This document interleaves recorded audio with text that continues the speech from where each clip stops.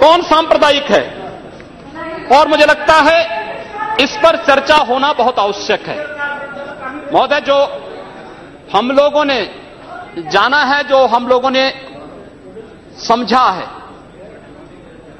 इस सांप्रदायिक वह होता है जो कहता है कि मेरा इष्ट या मेरा देव या मेरा पैगंबर ही सर्वश्रेष्ठ है। उसके मानने वालों को तो जीवित रहने का अधिकार है, शेष को नहीं। मुझे लगता है वह सांप्रदायिक है। हिंदू जीवन दर्शन कभी इस बात की इजाजत नहीं देता। हमने किण्वंतो विश्वारंभ का संदेश दिया था, हमने सर्वे भवन्तु सुखिनः का संदेश दिया था, हमने तो इस देश के अंदर एकम सद विप्रा बहुधा वदन्ति की बात कही है। जियो और जीने दो पर विश्वास हमारा दर्शन करता है। और दुनिया की कौन सा मजहब और कौन सा ऐसी कौम है जिसको विपरीत परिस्थितियों में हिंदू दर्शन ने अपने यहां शरण न दी हो, उसको फलने फूलने का अवसर न दिया हो? कौन सा ऐसा है दुनिया के अंदर?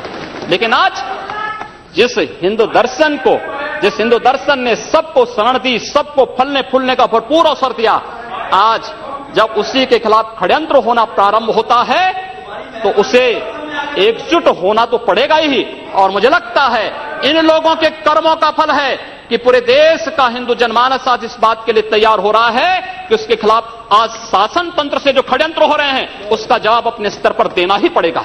और आज वही स्थिति सामने आई है। महोदय, मैं पूछना चाहता हूं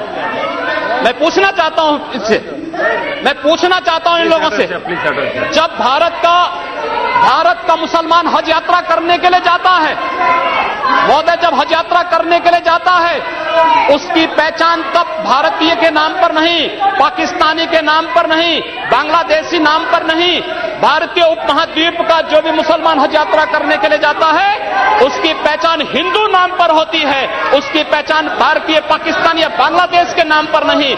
लेकिन अगर उसी हिंदू पहचान को हम इनके ऊपर यहां पर लागू करने का प्रयास करते हैं, इनको बुरा लगता है।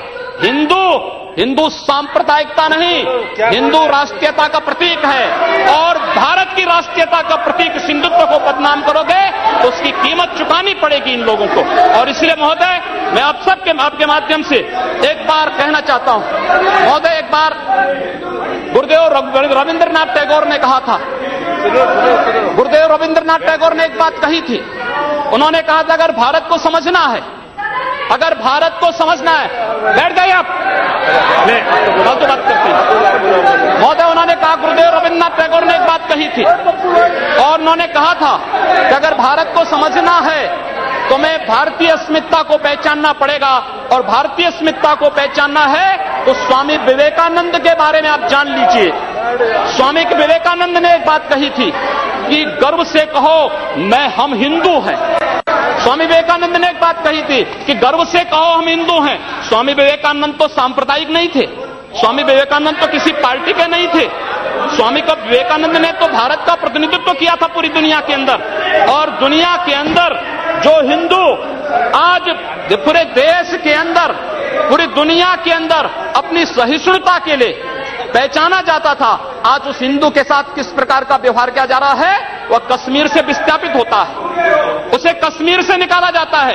एक भी बार इस सदन में चर्चा नहीं होती है, इन लोगों का मुंह नहीं खुलता जब कश्मीर से 3.5 लाख की संख्या में कश्मीरी पंडित निकाले जाते हैं, तब ये लोग नहीं बोलते।